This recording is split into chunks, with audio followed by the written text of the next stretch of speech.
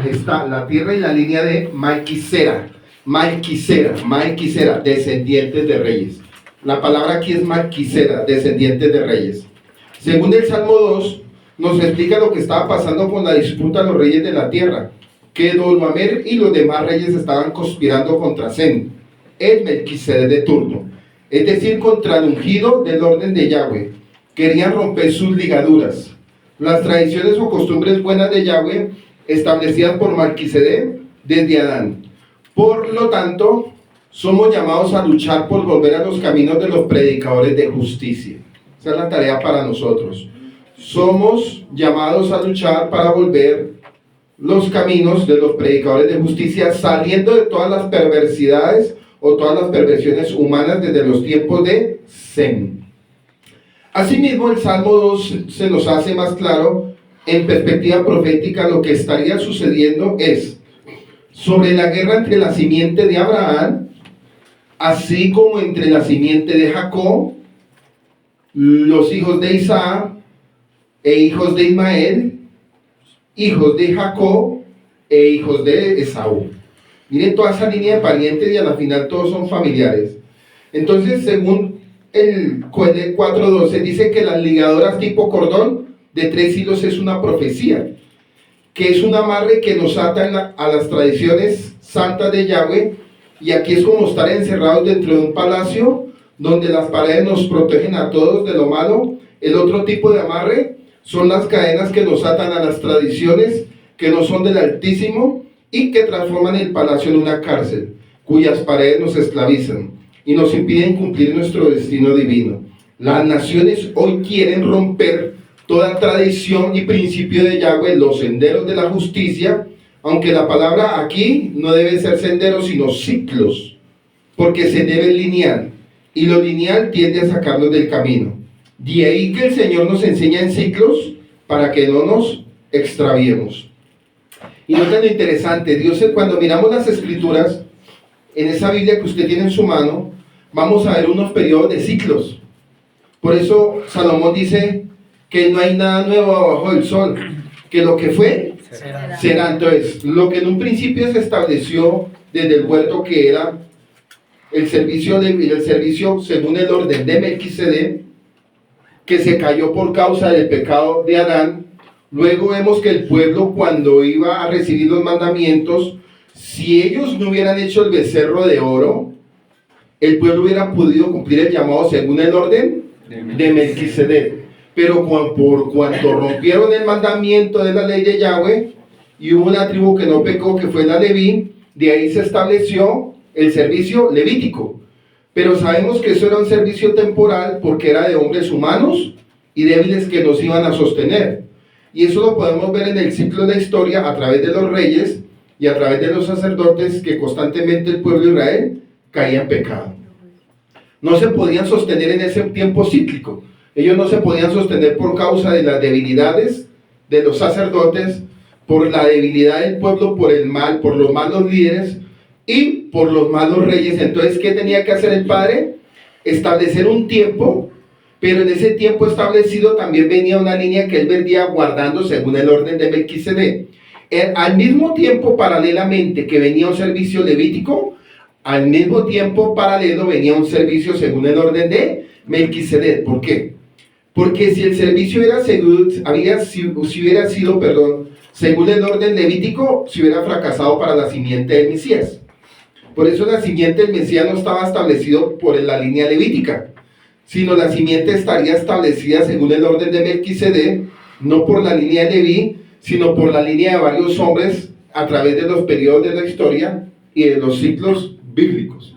De ahí vemos que se pronuncian estos personajes que ahorita acabaron ustedes de pronunciar, y quedamos en el último, que era Josué, hijo de Nun.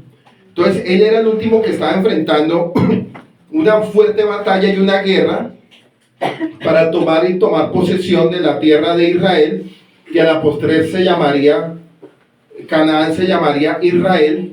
Entonces ahí nos damos cuenta que, siendo ya traspasada el servicio según el orden de Melquisedec, pasado a Josué, Josué tendría que llevar no solamente la vida y la línea y la simiente, sino también tenía que llevar a un pueblo para que cumpliera el propósito según el orden de Melquisedec. Y él reunía esas características y ese llamado. No había otro hombre como él para ese momento. Entonces, ya entendiendo que aunque la palabra aquí no debía ser sendero sino ciclos, porque sendero es lineal y lo lineal tiende a sacarnos del camino, de ahí que el Señor nos enseña que en ciclos para que no nos extraviemos. Y ya continuando el análisis, vemos que Shem murió luego, Eber habría sido el siguiente en la línea, después de Eber habría sido Isaac, después de Isaac había sido Jacob, y así sucesivamente nos encontramos probablemente paso de Jacob y su hijo Yahudá. Por tal razón vemos que más adelante nos encontramos con Salomón, describiéndose a sí mismo como Coeleb y predicador. ¿Predicador de qué? Vamos a ver. Él era en su generación literal un rey de Jerusalén, y de tal manera que era predicador de justicia. Ese era, según eso, el llamado para él. Según el orden de Melquisedec, rey de justicia, que claramente no era de Leví, ya que Salomón venía de la tribu de Judá. Entonces nos hemos preguntado alguna vez cómo David, siendo de la tribu de Judá, cómo podía funcionar legalmente como un cohen. Estamos hablando ya del rey David, el padre de Salomón. Se suponía que él había sido llamado para ser ¿qué? Un rey, más no un sacerdote. Pero vamos a mirar aquí que hay un misterio a través del rey David. Y vemos nuevamente un pasaje al respecto, el cual nos servirá de prueba para nuestro análisis en el pasaje citado anteriormente, del Salmo 114. Y esta declaración es primero sobre el rey David, que claramente dice que ejerció la función y cargo del orden del según Melquisedec en el Mizcar. David, el rey David. La tienda donde el arca, la cual se encontraba dentro de sus propiedades antes de la construcción del Bet HaMishkan, allí tiene la respuesta que muchos tenían de cómo y por qué David, siendo de Yahudá, podía servir en el Mizkan, ya que la orden de Melquisedec es una orden distinta del sacerdocio que coexistió con el de Leví, pero anterior y mayor al orden de Leví. Yeshua se refirió a este evento en Mateo 12, 3, 4.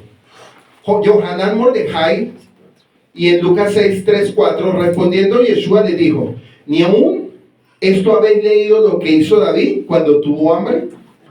Él y los que estaban con él, cómo entró a la casa de Yahweh y tomó los panes de la propiciación, ¿por qué no murió? De los cuales no era lícito comer, sino solo a los sacerdotes, y comió y dio también a los que estaban con él, mostrando así que estaba muy familiarizado con este incidente, y seguramente no hay duda de que él sabía el porqué, entendiendo su papel como cohen según el orden de Melquisedec. O sea, el rey David era un ¿qué? Un cohen según el orden de Melquisedec. Por eso fue que él entró y le estaban haciendo un cuestionamiento a Yeshua, que por qué los discípulos cogían espigas en un tiempo y en un día de reposo, que por qué los discípulos no cumplían. Pues para qué iban a cumplir si estaban cumpliendo según el orden de Melquisedec y no según el orden de Levítico, que ya el orden de Levítico estaba en vísperas de terminar. Entonces la gran lucha digámoslo así, de ese grupo religioso con el Mesías era que ellos no podían entender la línea desde el comienzo hasta la venida de Yeshua. No pudieron entender el orden de Melquisedec porque para ellos estaba todo oculto. Entonces llega Yeshua y los coge y le rompe la cabeza a ellos con este texto, y diciéndole, respondió Yeshua, le dijo: ¿ni aún esto habéis leído? O sea, le dice a ellos: oiga, ustedes no han leído ni entienden lo que hizo David cuando tuvo hambre, él y los que estaban con él, cómo entró a la casa de Yahweh y tomó los panes de la propiciación, de los cuales no era lícito comer, sino solo a los sacerdotes, y comió y dio también a los que estaban con él. Pues Yeshua le estaba diciendo a todo ese pueblo, le estaba diciendo: he aquí el Melquisedec, el que tiene la autoridad y el que va a tomar la autoridad. En pocas palabras le está diciendo: ya vino el que va a tomar autoridad, y ya vino el que va a hacer el traspaso de legado y de llamado. Por eso acuérdense lo que dice en Mateo 5:17, y lo dije esta mañana. Yeshua dijo: yo no vine a abolir la ley, sino a completarla, y completarla es hacer un traspaso de sacerdocio según el orden de Melquisedec, que eso es algo que los pastores están pero re perdidos en estos temas, de por Dios. mostrando así que estaba muy familiarizado con este incidente y seguramente no hay duda de que él sabía por qué, entendiendo su papel como juez según la orden de Melquisedec, así como su antepasado David había sido miembro. Y esto es revelador, ya que nos ha de mostrar por qué David no rompió la Torá cuando él y sus hombres comieron los panes de la propiciación. Tuvieron hambre a pesar de que parecía violar la Torá, pero no la estaba violando. 1 Samuel 21:6. Así el sacerdote le dio el pan sagrado, porque allí no había otro pan sino los panes de la propiciación, los cuales habían sido quitados de la presencia de Yahweh para poner panes calientes del día que ellos fueron quitados. O sea, por causa de lo que hizo el rey David. Cuando Yeshua inquirió respecto a los pechurim, a los fariseos, ellos no tenían respuestas a esta aparente violación de la Torá. O sea, ellos no entendían nada de lo que les estaba hablando el Mesías. Ellos no entendieron nada absolutamente, porque hay un texto en Isaías que dice que viendo no ven, y que oyendo no podían oír por causa de la dureza de su alma. Por eso ellos no podían entender todo lo que hacía Yeshua y con qué autoridad echaba fuera demonios, y con qué autoridad pudo llamar a 11, 12 discípulos, y con qué autoridad los estaba ungiendo, y con qué autoridad los llamó, y con qué autoridad les dio autoridad para sacar demonios. Y ellos como que, venga, este hombre que está haciendo aquí, nos está dañando el negocio. Eso era lo que estaba haciendo Yeshua, les estaba rompiendo y destruyendo todo su negocio. Por eso cuando Yeshua inquirió respecto a los peruchín fariseos, ellos no tenían respuesta a esta aparente violación de la Torá. Así Yeshua nos le aclaró nada sobre el orden de Melquisedec, para que así como ellos decían que eran entendidos, continuaran en su ceguera. Por lo tanto, se limitó a silenciar su oposición con este ejemplo. Y eso dice que ni Moshe ni David eran descendientes de Aarón. Y sin embargo, a ambos se les permitió el acceso directo al arca de la alianza. ¿Ustedes se acuerdan, para que lo vayamos entendiendo, por qué Moisés sí podía entrar a hacer cosas que a veces ni Aarón hacía? Pues porque él era según el orden de Melquisedec y eso no lo habíamos entendido. Decíamos, pero venga, para que Moisés entre, ¿no se supone que Aarón era el sumo sacerdote? ¿Y por qué Aarón había cosas que él siempre, de por sí siempre le iban barrando en el camino de él? Él siempre, cualquier cosa que pasaba con el pueblo, el que se limitaba a correr, ¿quién era? Moisés. Cuando algo iba a pasar, cuando iba a haber muerte, el primero que se movía era Moisés, porque Aarón a veces no entendía muchos asuntos de lo que el Padre estaba haciendo con Moisés. Entonces, ¿qué hacía Moisés? Entraba al lugar santo. Y lo tremendo es que él sí entraba directamente, mientras que Aarón tenía que prepararse para poder entrar. Impresionante. Aarón se tenía que preparar para entrar al lugar santo. Y Moisés entraba en el tiempo más peligroso y de calamidad en medio del pueblo de Israel. Eso no lo podía hacer sino alguien que viniera según la línea del orden de Melquisedec. Aarón no podía hacer eso cuando estaba el pueblo en tipos de situaciones tan difíciles como esas. Entonces démonos cuenta que ni Moisés ni David eran descendientes de Aarón y sin embargo a ambos se les permitió el acceso directo al arca de la alianza. Y en ambos casos el acceso se basó en que eran Cohen. Aunque ambos eran de un orden diferente que la de Leví, ellos eran de la orden de Melquisedec. Los dispensacionalistas, así como los que han sido influenciados por enseñanzas rabínicas, nos quieren hacer creer que Yeshua como Cohen Gadol, a ser de la tribu de Judá, los Juanín sacerdotes que estarían oficiando bajo él, serán levitas. Y eso no va a ser así. Sin embargo, esa forma de pensar es totalmente contraria, no solo a la escritura, sino también a la simple razón y el hecho de que Yeshua no era de Leví. Prueba que él debe ser un Cohen de una orden diferente que la de Leví, pero no es solo Cohen Gadol de Leví lo que había cambiado, sino todo el sacerdocio levítico. ¿Y dónde está eso? Hebreos 8:12. En sí, como se nos dice, porque si el sistema de sacerdotes es transformado, necesariamente tiene que ocurrir un cambio en la Torah. Vuelvo y lo leo. Porque si el sistema de sacerdocio es transformado, necesariamente tiene que ocurrir un cambio en la Torah. Vamos a mirar que aquí tiene que haber una respuesta para esto. Así como Aarón y sus hijos fueron consagrados en el viejo orden, también Yeshua y sus hijos, ¿quiénes son sus hijos? Nosotros. Seremos consagrados como Coanín en el nuevo orden. Por esta razón, los que reinan con el Mesías en el milenio, que eso se va cuando estemos en el milenio, Se dice que son Kohanim de Yahweh y del Mesías. Apocalipsis 26. Esto no solo son solo judíos, ni solamente la tribu de Levín. Son los Kohanim del Melquisedec de muchas otras tribus. Porque una genealogía física no es relevante para ser Cohen según el orden de Melquisedec.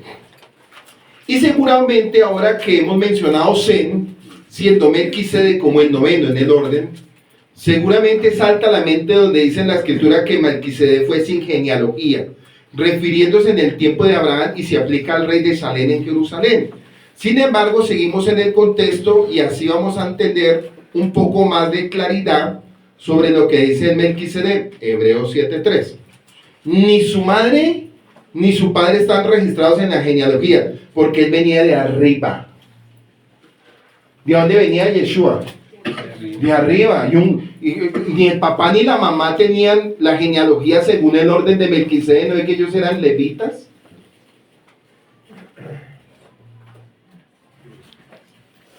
Acuérdense que María, ¿de qué tribu era? Listo.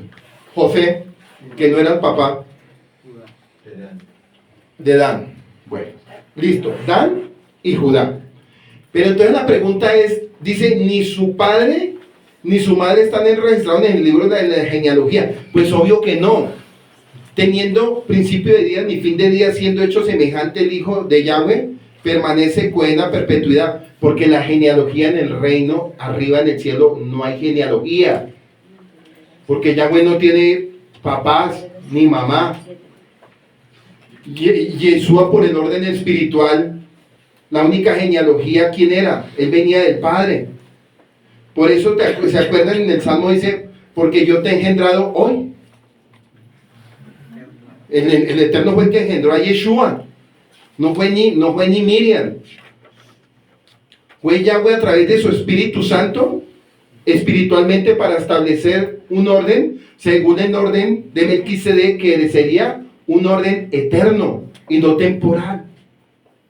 Por eso dice sin genealogía. Entonces, claro, hay más de uno, pero ¿cómo así? Pero si él tenía una mamá que se llamaba Miriam. Y él tenía un señor que estaba ahí ayudando, que se llamaba José. Pero ahí el padre no está hablando de ese tipo de genealogía. Está hablando de una genealogía que viene de arriba. Por eso me voy a devolver un poquito para que entendamos esto. En el milenio, ojo lo que, así como Aarón y sus hijos fueron consagrados en el viejo orden levítico, también Yeshua y sus hijos serán consagrados como Kohanim en el nuevo orden. Nosotros no tenemos genealogía aquí en la tierra, pero tenemos un llamado que viene arriba y entramos en un orden, según el orden de Melquisedec, si es que estamos preparados para salvar. Si no, ni lo piense. Por eso este estudio rompe la cabeza. Entonces, aquí lo que está diciendo el Mesías es que en el nuevo orden, por esta razón, los que reinan con el Mesías en el milenio, se dice que son Kohanim de Yahweh y del Mesías. Apocalipsis 26. O sea, cuando el Mesías esté en el milenio, con los que estén en ese tiempo, todos ellos van a ser sacerdotes y reyes según el orden de... Eso no se podía establecer antes. Esto se podía establecer solo con la venida del Mesías. ¿Por qué no se estableció antes? Porque el pueblo pecó. Si el pueblo no hubiera pecado antes, sí tendríamos el título. Reyes y sacerdotes según el orden de Melquisedec, pero nosotros no tuvimos ningún título y hasta ahora no lo tenemos hasta que venga Yeshua por segunda vez. Entonces, cuando habla la carta de Pedro, cuando habla el libro de Éxodo, que somos reyes y sacerdotes, no nos está hablando para un tiempo presente, nos está hablando para un tiempo futuro. ¿Para cuándo? Para cuando venga Yeshua por segunda vez y los muertos sean juzgados en la resurrección. Unos para vida, para salvación, según el orden de Melquisedec, y otros para condenación y para el juicio eterno, o sea, para el lago de fuego.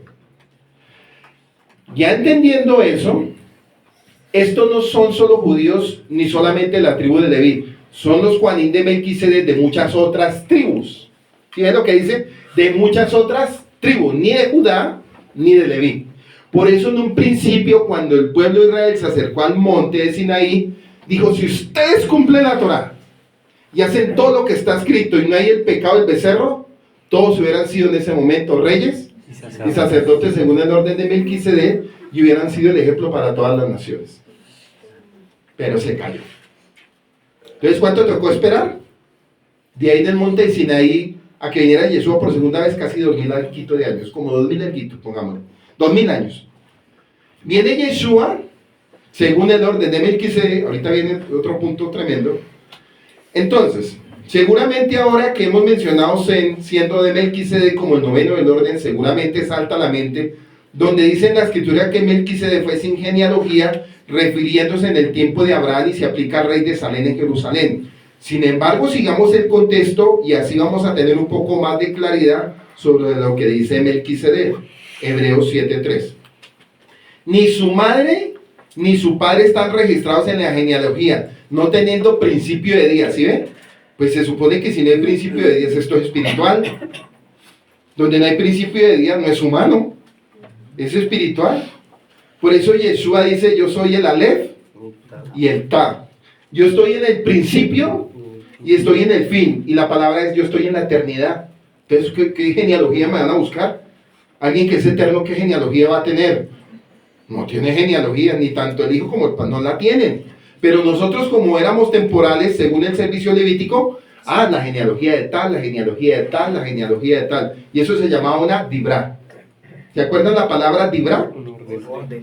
Un orden. Entonces Yeshua lo que venía era hacer una dibra, a poner un orden.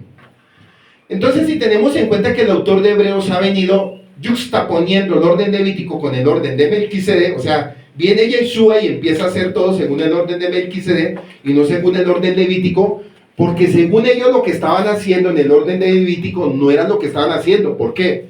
Porque para ese tiempo los peruchín no estaban cumpliendo nada de lo de Moisés, porque ellos lo que estaban haciendo eran costumbres rabínicas, lo que habían aprendido allá en Babilonia: lavado de manos, la sal, los ritos y toda una cantidad de cosas. Y todo lo que hacía Yeshua era según el orden de Melquisedec. Yeshua, ¿por qué se iba a lavar las manos? ¿Quién era el que santificaba?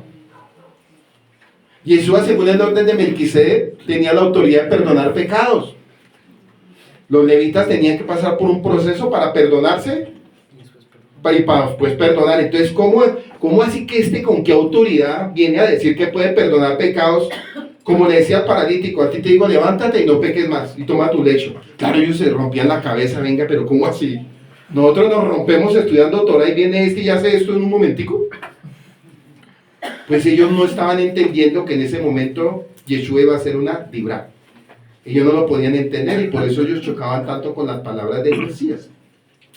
Y comprendemos que cuando en Hebreos 7:3 dice que el Melquisedec sin padre, sin madre, sin genealogía, que no tiene ni principio de día ni fin, sin embargo esto debe ser tomado en el contexto de Hebreos 7:6. Pero aquel cuya genealogía no es contada entre ellos, tomó de Abraham los diezmos y bendijo al que tenía las promesas. Ojo con este punto. Pero aquel cuya genealogía no es contada entre ellos, tomó de Abraham los diezmos y bendijo al que tenía las promesas. En otras palabras, el relato de Berechit no registra, no traza, no se remonta a la genealogía de Melquisedec. Asimismo, lo calca, lo registra el escritor, pero el hecho de que la misma escritura guarde silencio, lo que yo les decía, eso es un misterio que venía ahí, porque ¿por qué no lo habíamos entendido antes? Pero si ahí estaban, ¿y por qué no lo dijeron? Porque la escritura siempre guardó silencio. ¿Por qué? Porque fue algo intencional que el Padre lo hizo con el fin de la dureza de todo ese servicio a futuro, que le habría de ser contrapeso al Mesías. Por eso el Padre, en su infinita sabiduría, lo escribió en misterios, por eso decía sin genealogía, porque acuérdense que todos ellos se basaban por genealogía. Usted se imagina los peruchis diciendo: venga, según el orden de Melquisedec, venga, hablemos Yeshua, ¿de qué genealogía es usted? Porque es que nosotros venimos desde aquí, y desde aquí partió todo partió después del monte de Sinaí. ¿De dónde partió usted? Pues antes de ustedes era yo. ¿Se acuerda cuando en Juan 8 le dice Le dice, pero es que Abraham se gozó de haberme visto. Pero ¿cómo así si tú no tienes 50 años? Le estaban diciendo, ¿cómo así que tú no tienes? Pero ¿cómo así usted tiene 5.000 años? O sea, se estaba rompiendo la cabeza porque yo no podía lograr entender lo que Mesías les quería transmitir. Entonces, en otras palabras, el relato de Berechí no registra, no traza, no remonta a la genealogía de Melquisedec. Y asimismo local que registra el escritor, pero el hecho de que la misma escritura guarde silencio sobre este hecho para que de esta manera sea también un tipo de sombra del Mesías en el Taná, en la escritura hebrea, en ningún momento se nos dice que el Melquisedec literalmente no tenía padres. Sin embargo, no hay duda de que el autor de Hebreos, que es el apóstol Pablo, era muy consciente de que él sí sabía quién era el Melquisedec. Pablo sí lo entendía. Por eso fue llamado Pablo, porque él tenía el conocimiento de todas las escrituras, ninguno tenía la capacidad tanto como él. Porque él sabía y conocía mucho bien los escritos del libro de Levítico. Él conocía Torá y había cumplido todo. Se le revela a Yeshua, según el orden de Melquisedec, le rompe la cabeza, tiene que hacer un tikkun, una reparación, y ahí fue cuando él empezó a entender todo lo que estamos escuchando a través de este libro. Entonces dice así, solo dice que simplemente aparece de la nada en historia sin ninguna explicación. ¿De quién era o quién eran sus padres? Este silencio en el texto fue hecho a propósito, así como lo ha sido con otros temas, para que sea mediante el Ruach HaKodesh que el creyente, mediante escudriñar y discernir, encuentre el entendimiento. ¿Ustedes se acuerdan lo que yo les hablé de la profecía de Proverbios 2? ¿Qué fue? 25. ¿Qué dice? Leámoslo para tener una mejor comprensión.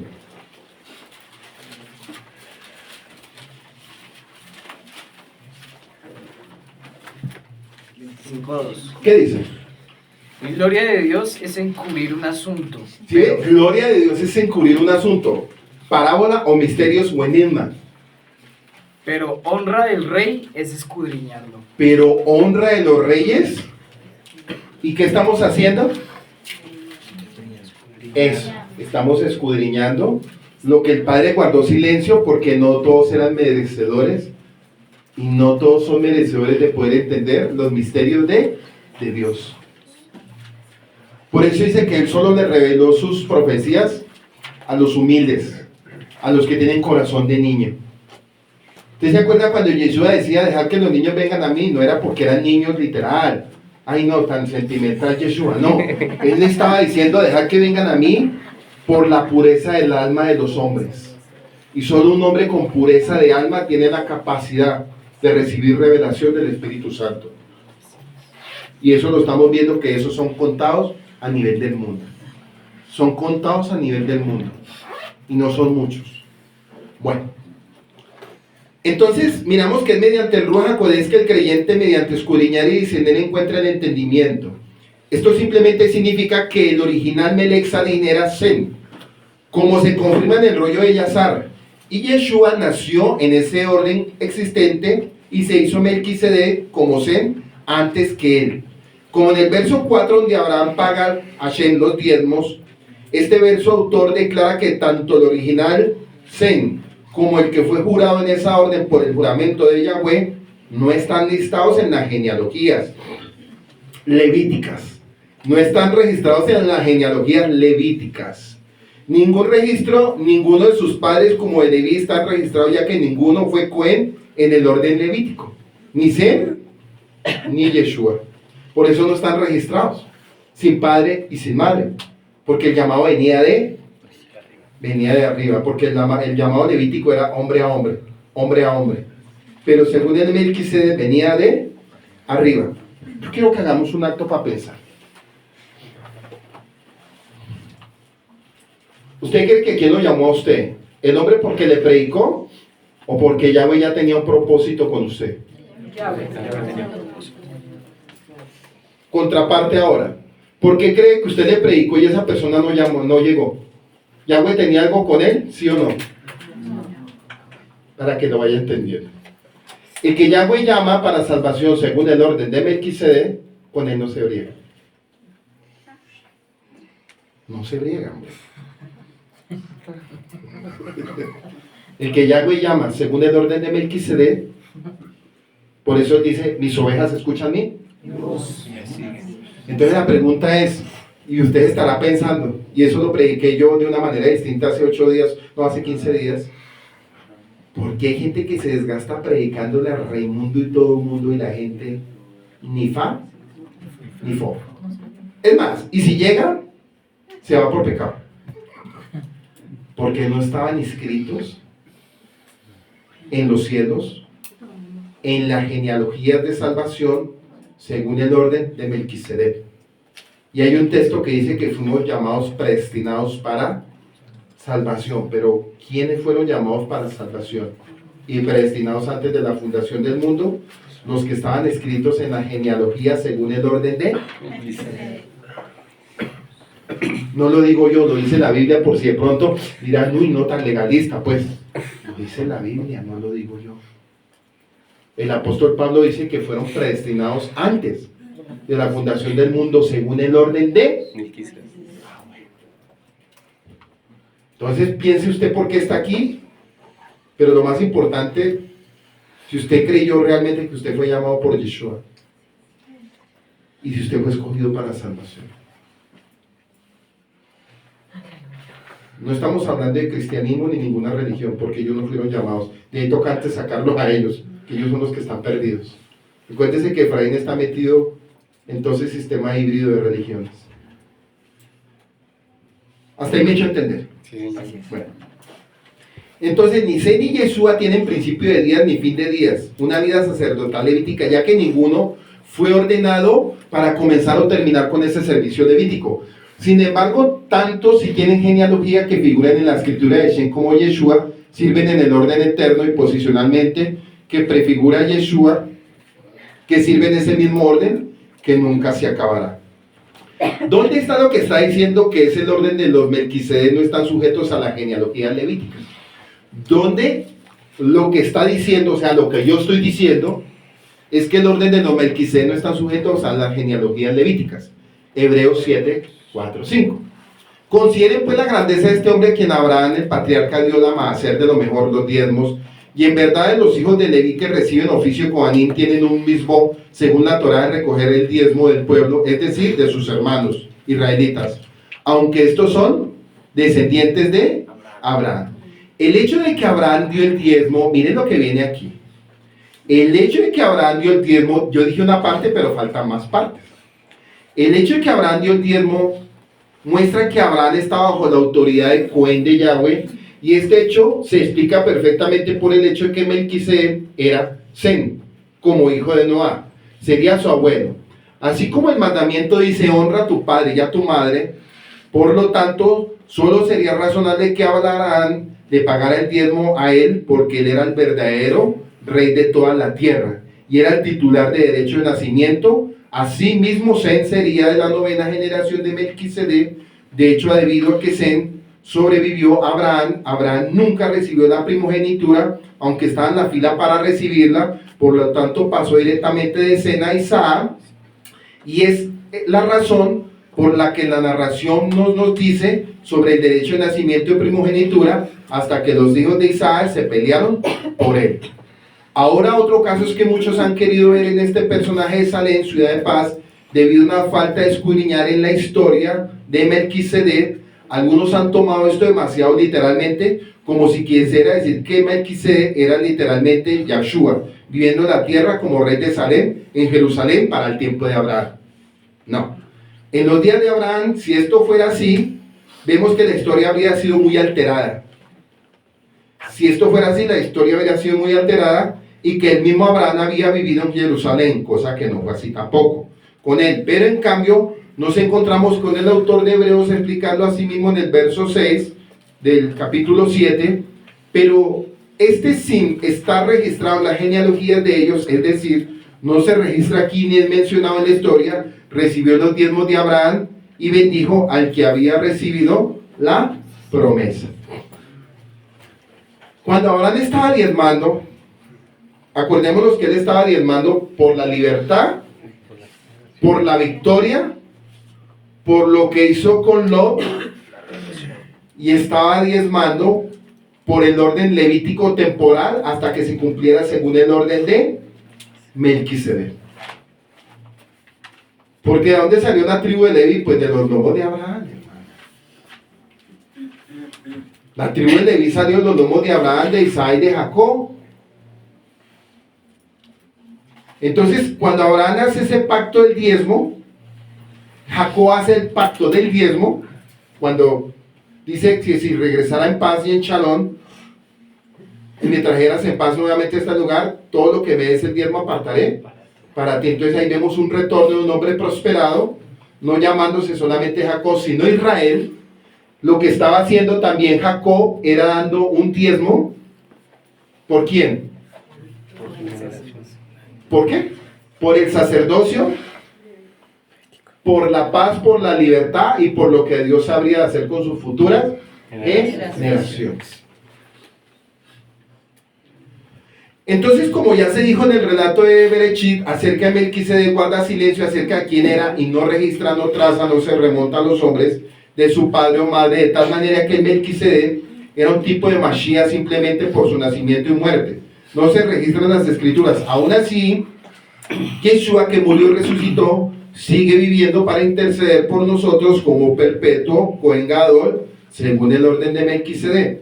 Hebreos 7:7. Y sin discusión alguna, el menor es bendecido por el mayor. Ojo lo que viene aquí. El menor es bendecido por el mayor. Así que Melquisedec bendijo a Abraham, mostrando que la autoridad de Melquisedec era mayor que la de Abraham. Dicho de otra manera, Sem bendijo a Abraham. Sem era mayor que Abraham. Y las implicaciones espirituales y jurídicas de esto se explica a continuación en los siguientes versos. Hebreos 7:8. Aquí los hombres mortales reciben el diezmo. Aquí los hombres mortales reciben el diezmo. Pero allí uno de quien se da testimonio de que vive. ¿Quién? Yeshua, según el orden de Melquisedec. El diezmo lo reciben los hombres. Pero allí uno de quien da testimonio de que vive. Yeshua. Entonces, cuando estamos haciendo un proceso como este, no es un ámbito solamente físico, es un ámbito espiritual. Es un mover espiritual lo que se está haciendo. Todo lo que se ejecuta en una comunidad, todo lo que se haga, no es literal, no es físico, es muy espiritual. Las fiestas son literales, pero son físicas, no son físicas, son espirituales, se ejecutan físico, pero es más espiritual. O sea, lo que estamos haciendo es recordando la sombra profética de todo lo que el Mesías hizo con las 7 fiestas. Estamos trayendo al recordatorio de Melquisedec desde la libertad de Pesa hasta Sukkot. Sí, en todas va a estar en Melquisedec. En todas. Nótese que este verso no dice que Sem era inmortal.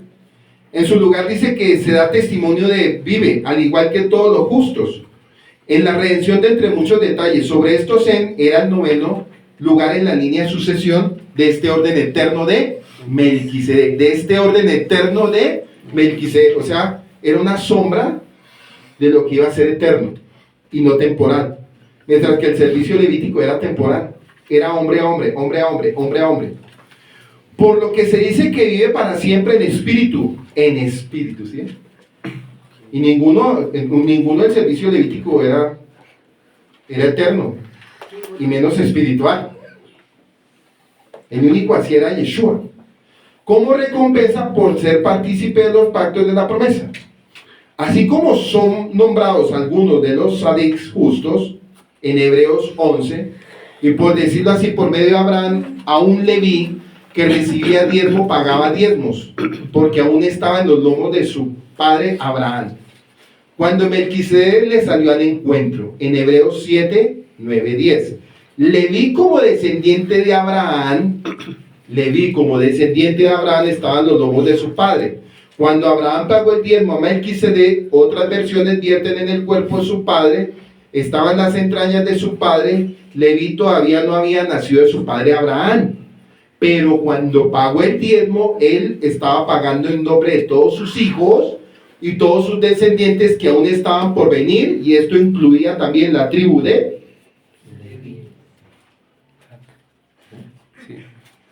O sea, lo que él estaba viendo era el futuro de todo. Jacob estaba viendo el futuro de todo. Y nosotros en este tiempo somos la respuesta y somos el resultado de lo que Abraham hizo hace 3500 años hacia atrás. Por eso, cuando dicen, ¿quién tiene la fe de Abraham? No, todo el mundo todas las religiones alzan la mano sin saber lo que dicen. Porque ellos no entienden. Es pues la fe, la certeza, lo que se espera, la convicción de lo que no se ve. Amén. Usted está viendo el carro, está viendo la casa, está viendo tal cosa. No es esa la fe. La fe es recordar lo que se hizo en un principio. Que si estamos hoy acá, fue por el paso y el voto que hizo Abraham creyendo por su descendencia. Con ese punto, la fe tampoco es creer. No, porque la palabra dice los demonios. Los demonios creen y tiemblan y no se sujetan. Entonces, con base a ese punto es mirarlo desde la perspectiva hebrea. Ajá. Con base a eso nos habla de mantenerse. O estar de pie. Mantenerse, digamos, la fidelidad no se da solo con una palabra, sino es en el transcurso del tiempo. ¿Sí? Por eso el servicio levítico estaba acostumbrado a hacer juramentos, pero todos se caían. El servicio levítico juraba por entre ellos mismos, pero aquí el que jura es Yahweh por el Hijo. Yo te he engendrado hoy, dice así. Pídeme y te daré por herencia a las naciones. Y hay otro punto con esa referencia que se nos está leyendo, y es porque fue recogido el servicio levítico a través de Yeshua. Bueno, vamos para allá. Tranquilo, mijo. Todo está listo aquí. Te siéntese y asegúrese y anote. Dice que en el cuerpo de su padre Leví, cuando Abraham pagó el diezmo, él estaba pagando en nombre de todos los hijos y todos sus descendientes que aún estaban por venir. Esto incluía a Leví. Así que el punto que se hace aquí es que el sacerdocio del orden levítico estaba subordinado al de Melquisedec.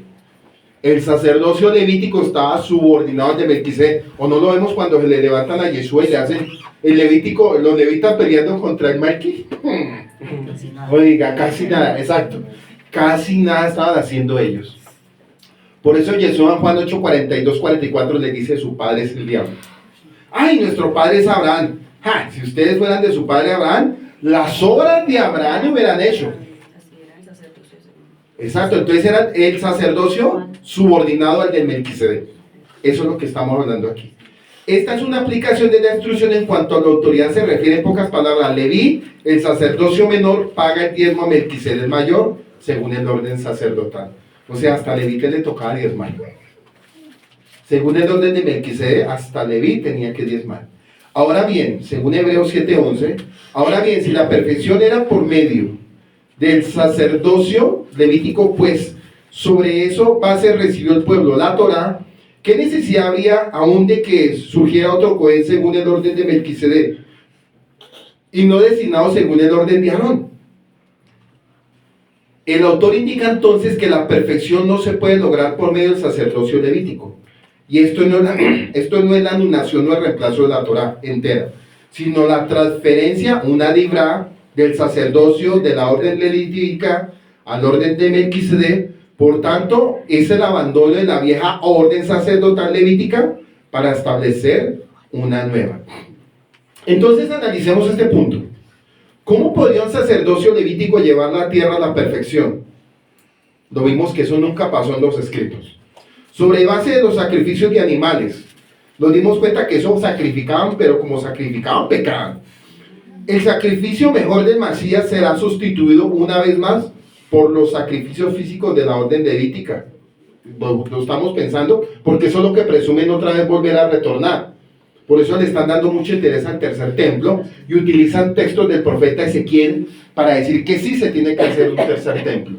Pero sabemos que eso es algo que va en contra del Mesías.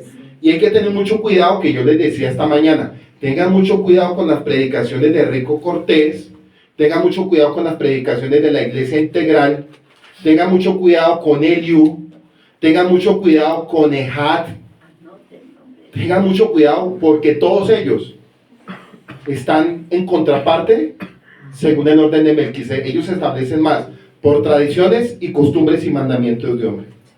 Y yo no les voy a hablar algo que yo no estudié antes primero. Yo le hice seguimiento a todos ellos por más de 3, 4 años.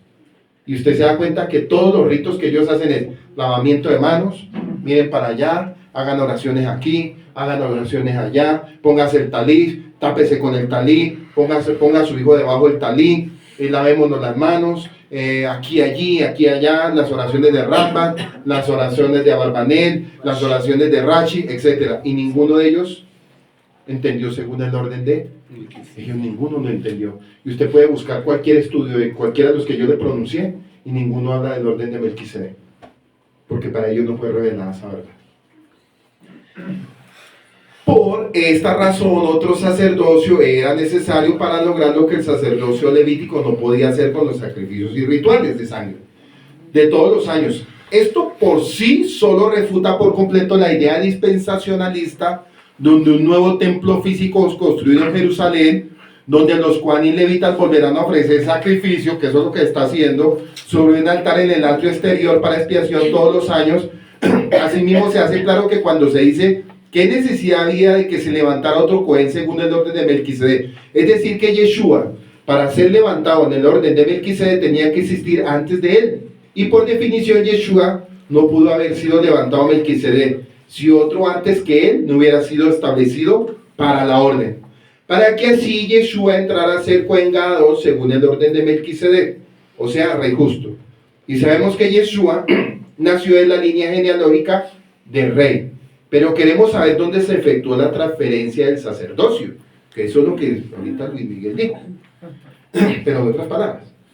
¿Dónde se efectuó la transferencia del sacerdocio que se menciona en Hebreos? El sacerdocio se entrega o inaugura a través de la Tevilá, inmersión en una Mirkei. De la misma manera, el sacerdocio de Melquisedec también se transferiría por una Tevilá. Yeshua baja al agua del Jordán como un rey y sube como un Melquisedec investido aquí en el Jordán, pues sucede la librada, la transferencia de autoridad, poder, posición y unción del sacerdocio levítico al Melquisedec. Yeshua debe cumplir toda justicia a través de un Cohen Gadol legal. ¿Juan el Bautista era descendiente? ¿Ustedes se acuerdan cuando hay un juego de palabras donde le dice Yeshua que era necesario que lo bautizara? ¿Y qué le contesta Juan? No soy digno. No soy digno. ¿Y qué le contesta Yeshua? Es necesario que tú lo hagas, es necesario que hagamos la libra, es necesario hacer la transferencia. O sea, la transferencia del orden de Levítico, ¿quién la entregó? Yohanan. La entregó Yohanan. Pero vamos a mirar otro punto aquí. Hay otro punto que está pendiente. Entonces la pregunta es, los que estaban metidos en el templo en ese momento, ¿qué con ellos? Vamos a mirar qué pasó con ellos, porque aún espiritualmente ellos también tuvieron que entregar la usurpación. Aún ellos, o sea, pasa la libra en el Jordán, la transferencia a través de Juan el Inmersor. Llega y le hace el rito de la purificación, no un bautismo de arrepentimiento. ¿Cómo a un Melquisedec le va a decir que está arrepintiéndose, por Dios? Si ve el error tan grande cuando la gente le dicen que Yeshua se tuvo que bautizar por el perdón de los pecados. Venga, si él era un Cohen Gadol según el orden de Melquisedec, ¿qué pecado habría en él? No, en ningún momento. Lo que estaba haciendo su primo mayor, de 6 meses mayor que él, lo que estaba haciendo era haciéndole una libra, una transferencia de cambio de servicio levítico temporal a un servicio según el orden de Melquisedec eterno. Y a la misma vez lo que íbamos a recibir el pueblo de Israel, porque hasta ese momento viene la promesa de eternidad, es que todos habríamos de ser salvos según el orden de Melquisedec. Ahí sí podemos decir que a futuro en la Nueva Jerusalén seremos reyes Sí, sacerdotes. Antes, no jueguen con eso. ¿Cuántos son reyes y sacerdotes, cristianismo? Y ni nacidos son. Ni nacidos son, Dios mío. Ni fiesta, ni nombre, ni nada, son paganos.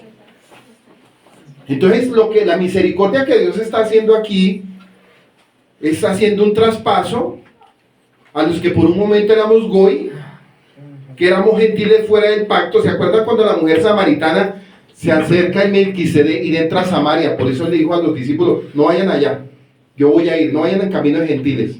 ¿Por qué? Porque era necesario que el mismo Cohen Gadol cogiera y rescatara a su pueblo. Era necesario todo eso para hacer ese tipo de transferencias espirituales, que a veces esos estudios no los dan porque la gente enfrasca más en la letra que lo que hay detrás de la letra. Bueno, entonces ya entendiendo eso, posición unción del sacerdocio levítico al Melquisedec, Yeshua debe cumplir toda justicia a través de un Cohen Gadol legal. Aquí entra Caifás. No lo era, ya que era un Cohen Gadol corrupto herodiano, pero Yohanan el inmersor sí era un Cohen Gadol legal del Levítico, según el orden de Aarón, pues sus padres eran de la familia sacerdotal de la división de Abías, y ambos caminaban en justicia. Lucas 1, 5, 6. Y ambos eran Sadik de la Adonai, de tal manera que Yohanan está operando en el desierto, lejos de la corrupción del templo. En Mateo 3, 13, 15, dice así: entonces Yeshua vino del Gilgal, del río Jardén, donde estaba Yohanan, para ser sumergido por él. Pero Yohanan se lo ponía diciendo: yo necesito ser sumergido por ti, y tú vienes y acudes a mí.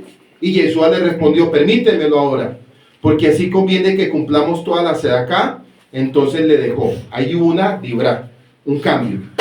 Toda justicia se cumplió en la inmersión del Jordán, a manos del Cohen Gadol legítimo. ¿Quién? Juan, en el Jardén. Es el punto geográfico natural del cambio de transferencia. De ahí las palabras de Yeshua ante su primo Juan: deja ahora, porque así conviene que cumplamos toda la justicia. Y dese cuenta que eso no estaba escrito ahí en las genealogías anteriores. En ningún texto anterior vemos que haya una profecía donde diga que iba a haber una dibra. No lo dice, porque eso siempre estuvo escondido y en silencio, porque era necesario que el Padre hiciera eso por la dureza del alma de ese pueblo. Entonces hay cosas que el Padre le oculta a ciertos personajes o a cierta gente, pero a los hijos y a los que son conforme a la intención o al llamado, Dios les revela las cosas. ¿Se acuerda cuando le dijo: será que yo le voy a incurrir a mi amigo Abraham lo que voy a hacer? Tiempo presente, ¿será que el Ruach HaKodesh le va a encubrir a sus escogidos y sellados lo que va a hacer? Por eso este es el tiempo de la profecía, hermano. O sea, estamos caminando en pura profecía, tiempo a tiempo, año a año estamos caminando en profecía, según el orden de... Exacto. Bueno. Así que en el Jordán Yeshua quedó establecido como Melquisedec lo natural. Ahora veamos cómo fue lo sobrenatural. Según el juramento de que habla de la ofrenda del pecado, Yeshua entró al jardín como rey y salió como Melquisedec por la transferencia de Juan, el inmersor, pero todavía tenía que lidiar con Caifás. Esto ocurrió cuando fue conjurado a decir la verdad acerca de él. Si él era el Mesías, esto provocó la ira del corrupto Cohen Gadol Caifás, que rasgó sus vestiduras sacerdotales, con lo que quedó finiticado y descalificado como Cohen Gadol. ¿Dónde está eso? Ya se lo voy a leer. Mateo 26, 57, 65, porque uno tiene que tener la respuesta para todo. Y los que prendieron a Yeshua lo llevaron a Caifás, el Cohen Gadol, usurpador de ese tiempo, para el templo. ¿Qué dije yo? ¿Mateo qué? 57. Mateo 26, 57, 65. Vuelvo y comienzo a leer. Y los que prendieron a Yeshua lo llevaron a Caifás, el Cohen Gadol, usurpador del templo, donde estaban reunidos los Sofrim y los Sejanim. Pero Kefa lo siguió de lejos hasta el palacio del Cohen Gadol, y entrando se sentó con los guardias para ver el fin. Ahora los principales Kohanim y los ancianos y todo el Sanedrín buscaban falso testimonio contra Yeshua para entregarlo a la muerte, pero no hallaron. Aunque se presentaron muchos testigos falsos, aún no hallaron. Pero al fin vinieron 2 testigos falsos y dijeron: este dijo que puede derribar el Bet HaMishkan de Yahweh y en 3 días edificarlo. Se levantó el Cohen Gadol y le preguntó: ¿no respondes nada? ¿Que testifican estos contra ti? Pero Yeshua guardaba silencio. Entonces el Cohen Gadol le dijo, te conjuro antes del viviente, que nos digas que si tú eres el Mesías, hijo del Todopoderoso Yeshua. Le dijo, tú has dicho, le dice Yeshua, tú has dicho. Y además les digo que desde ahora verán al Ben-Adán sentado a la diestra y viniendo en las nubes del Chamaí. Entonces el Cohen Gadol rasgó sus vestiduras diciendo, has blasfemado. ¿Qué más necesidad tenemos de testigos? Ahora mismo han oído su blasfemia. Mateo 26, 57, 65. Viene lo siguiente. Yeshua, para no quedar en pecado, estaba obligado a contestar y confirmó que efectivamente él era el Mesías. Según lo que está escrito en Levítico 5:1. Si una persona que es un testigo que ha jurado para testificar peca, por rehusar declarar lo que ha visto y oído sobre el asunto, él cargará con las consecuencias. Por eso Yeshua dijo, tú lo has dicho. No me pudo negar, le dijo, tú lo has dicho, no lo digo yo, lo dijiste tú. Vamos a visitar el fondo de las calificaciones de un Cohen Gadol y el sacrificio por la culpa y cómo afecta a la calificación de Yeshua. Levíticos 10:6. Moshe le dijo a Aarón y a sus hijos, Eleazar y Tamar, no se descubra la cabeza. Ojo con este texto, no se descubra la cabeza, ni rasguen los vestidos en señal de duelo para que no mueran. No se descubran la cabeza, ni rasguen los vestidos en señal de duelo para que no mueran. Y eso era un pacto perpetuo, no se tenía que hacer. Levíticos 21, 1, 4, 10 y 11. Levíticos 21, 1, 4, 10 y 11. Yahweh dijo a Moisés, habla a los Coanín, a los hijos de Aarón, y dile a ellos, ninguno del Cohen se hará así inmundo. El Cohen Gadol, que es catalogado el más alto entre sus hermanos, el que en cuya cabeza el aceite de la unción es derramado, y quien es dedicado como kadosh para ponerse las vestiduras, no se descubrirá su cabeza y no rasgará sus ropas. Al rasgar sus vestiduras sacerdotales, el Cohen Gadol anula su posición, quedando descalificado. Él solo anuló su sacerdocio. ¿Quién iba a oficiar el sacrificio en la mañana, el sacrificio de Pesa? Yeshua el Melquisedec. No solo eso, ahora necesitaba inaugurar un nuevo sacerdocio debido a la transferencia de sí mismo. Hebreos 7:12. Pues traspasado el sacerdocio, necesario es que se haga también un ajuste en la Torá. Pues traspasado el sacerdocio, es necesario que se haga también un ajuste de la Torá.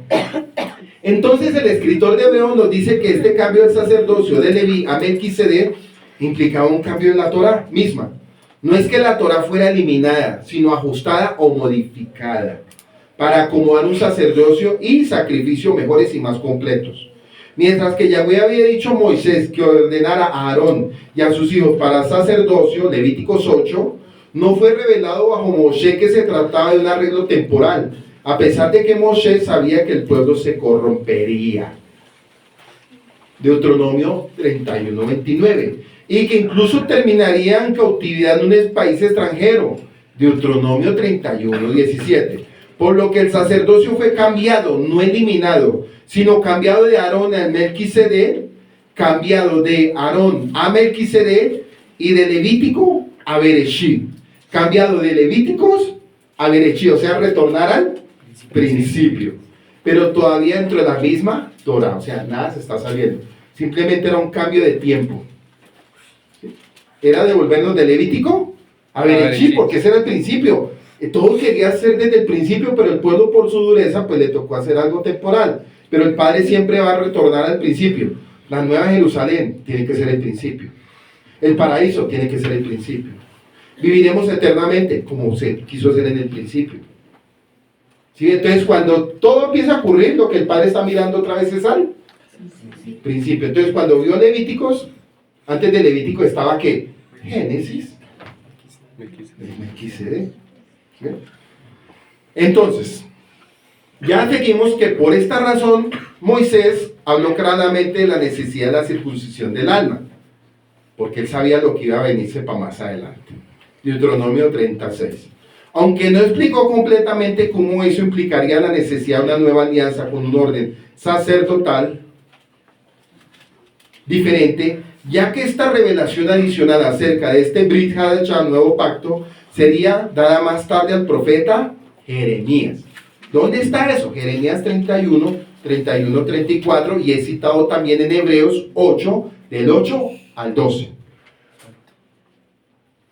Asimismo, para muchos los tiempos de nuestro Adón Yeshua, esta revelación dada al profeta Jeremías no era entendida por todos los judíos, aunque hoy día esto sigue siendo un punto ciego para muchos judíos. No hasta la Besorá las Buenas Nuevas se explica claramente sobre el Brit y el cambio de sacerdocio, aunque al parecer no con suficiente claridad para que los dispensacionalistas no entiendan. Asimismo, por muchos creyentes en las raíces hebreas, tampoco lo comprendan, ya que se han autoimpuesto un velo. Miren, se han autoimpuesto un velo y vuelven a hacer las mismas costumbres. Se supone que el orden de Melquisedec rompió las costumbres. Y la gente que sale del cristianismo a las raíces hebreas vuelven y se ponen el velo. Y vuelven otra vez a las costumbres. Oh Gálatas insensatos, ¿quién nos estorbó que habiendo comenzado según el orden de Melquisedec en el espíritu, terminan nuevamente en la carne? ¿Sí ven lo que habla Pablo a los Gálatas? Entonces démonos cuenta que ellos no entendían Jeremías 31. Es más, usted va a Israel y van de los rabinos de la Megilá y la Meacharim, que son los dos lugares ortodoxos y ultraortodoxos, y les abre el libro de Jeremías, te apedrean. Literal, te apedrean. Y les habla usted el apóstol Pablo con el libro de Hebreos, te rematan. Entonces, porque ellos están ciegos y no entienden nada. Entonces, hay muchos dispensacionalistas dentro de las religiones que todavía no entienden nada de esto. Asimismo, por muchos creyentes en las raíces hebreas tampoco lo comprendan, ya que se han autoimpuesto un velo, y el autor de Hebreos lo explica de una forma más completa que cualquier otro autor en los que tuví, o sea, en los escritos nazarenos. Hebreos 7, 13, 14. Pues aquel de quien se dice estas cosas pertenece a otra tribu de la cual nadie ha servido en el altar, porque es evidente que nuestro Adón descendió de Yahudá, una tribu la cual Moshe no dijo nada tocante a los Kohanim, en Hebreos 7. Y el Brit Hadashah habla de los hijos de Elohim. Estos son los hijos de Yeshua, que son consagrados de acuerdo con el nuevo orden sacerdotal. Todos los patrones establecidos por la ordenación de Aarón y sus hijos son aplicables ahora a Melquisedec y a los hijos de Elohim. Entonces surge en Hebreos 7, 15 y 16, porque Hebreos nos da todas las respuestas, y esto es aún más evidente. Si a semejanza de Melquisedec se levanta otro Cohen, el cual no es hecho conforme a la Torah del misma carnal, sino por poder de vida sin fin, o sea, eterno. El requisito para ser un sacerdote que reine con Mashiach 1000 años como un rey y sacerdote es tener poder de una vida indestructible. Lo voy a explicar porque esto como que suena extraño ya. El requisito para ser un sacerdote según el orden de Melquisedec, que reine con el Mesías en el milenio como un rey y sacerdote también, es tener el poder de una vida indestructible. En otras palabras, debe participar de la primera resurrección que se nos presenta en Apocalipsis 20, 4 al 6. Por cierto, aquí la palabra griega es atakalus, akatalutus, y era la forma correcta de expresar la idea de la verdadera infinitud de la vida, es decir, la inmortalidad. Mientras que la vida, que es una palabra griega, haionian, al igual que la palabra hebrea olam, pero dejemos la palabra hebrea olam mejor, griego nada, tiene que ver con la edad o el tiempo, el que los vencedores gobernarán en inmortalidad, tiene que ver con la naturaleza sin fin de la vida o la indestructibilidad. Hebreos 7:17. Pues él da testimonio, tú eres Cohen Olam para siempre, por la era según el orden de Melquisedec. Y en el Salmo 110:4, pues se da testimonio de él, según Hebreos capítulo 5, 6 y 7. Ya hemos comentado sobre este pasaje donde se habla de David. Primero porque ciertamente queda anulado el mandamiento anterior por ser débil e inútil, o sea, el servicio levítico. Pues la Torá nada hizo perfecto, sino introducir una mejor tikva, mediante la cual nos acercamos a Yahweh. ¿A través de quién? A través de Yeshua. En el mandamiento anterior, por ser débil e inútil, en este contexto, es la orden para ordenar a Aarón y a sus hijos. Si de hecho es débil e inútil, sería muy extraño si Yahweh fuera a volverlo a introducir en la era por venir. O sea, sería ilógico quitar al Mesías y todo lo que hizo y decir, volvamos otra vez al orden levítico, volvamos a los sacrificios, que es lo que de cierta manera están preparando la humanidad con el tercer templo. Y ahí van a caer todas las religiones redonditas, todos los que no están marcados ni sellados, santidad Yahweh. ¿Sí? ¿El mundo volverá a ser engañado? Sí. ¿Las masas van a volver a ser engañadas? Es más, ahorita en Israel ya tienen todo listo, ya todo está listo. Tienen la vaca, tienen el todo, o sea, todo. Lo único que falta es correr a los árabes, quitarle su mezquita y pongámoslo ahí, y listo. Pero como los árabes no son bobos, pues no se la van a quitar. Eso es una guerra que está por venirse, por eso ahorita hay una guerra casada. La guerra no es solamente por Hamas, lo que se va a prender ahora es por el templo, por ese lugar. Y van a utilizar, de cierta manera, este conflicto para atacar a Israel, para poder tener control, para poder ellos seguir ahí con sus sinagogas. Bueno, en cuanto a la propia Torá, la primera Torá se rompió cuando Moshe arrojó las tablas en el suelo, ¿se acuerdan? Por causa del becerro de oro. Éxodo 32, 19. La segunda Torá, que representa la nueva alianza, fue llevada por Moisés y luego descendió del monte con su rostro glorificado. Éxodo 34, 28, 30. Era la misma Torá en cuanto al texto se refiere. Éxodo 34, 1. Pero representó la Torá ininterrumpida que estaría escrita en nuestras almas a través de la Moed de Sukkot. A través de la fiesta de Sukkot. ¿Y la fiesta de Sukkot quién es? Cuando se rompen las primeras tablas, fue por la dureza de la carne. Cuando bajan las segundas tablas, es para romper la dureza de la carne, para que estuviera establecida en nuestras almas.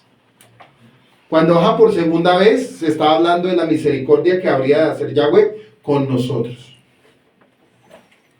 según el orden de... Esta es la única fiesta, Sukkot, donde la Torá, es decir, el libro de Deuteronomio, que realmente fue oído en su totalidad. Esto profetizó el hecho de que aquellos que experimenten la fiesta de Sukkot en la restauración entrarán en la perfección y serán realmente capaces de guardar toda la Torá, tal como lo hizo Yeshua bajo la antigua alianza. La Torá era externa y obró contra la carne para someterla a ella y hacer que se sometiera a la voluntad de Yahweh bajo el nuevo pacto al abrir. La Torá debe ser escrita ahora en nuestra alma, por eso las segundas tablas serían escritas en nuestra alma, según lo que el profeta Jeremías habla en Jeremías 31 y lo que está escrito en el libro de Hebreos capítulo 5, 6 y 7. O sea, es hermoso lo que Yahweh estaba mirando para el futuro de nosotros, y que lo quiso establecer desde un principio. Pero por causa de la dureza del alma, pues tuvo que bajar otra vez con los mandamientos, y ahí habló fue ya de la circuncisión del alma. ¿Por qué? Porque la mayoría de los que fueron circuncidados en la carne, todos pecaron. Todos pecaron en la carne. Todos se circuncidaban, todos hacían los ritos, hacían todo lo que estaba escrito. Pero ¿cuál era el fin de todos ellos? Es más, toda la élite religiosa con la que se enfrentó Yeshua, pero a la final no tenían. ¿Qué asegura la circuncisión de la carne? Dice el apóstol Pablo. Para nada. Él lo dice, no lo digo yo. La circuncisión de la carne para nada sirve porque no salva. Lo que salva es la circuncisión del alma. Eso lo dice el mismo apóstol Pablo, no lo digo yo. Y había contiendas. Acuérdense que los peruchín decían que para ser salvo tenían que circuncidarse. Y esa era la pelea. Y Pablo les dice, espere un momento.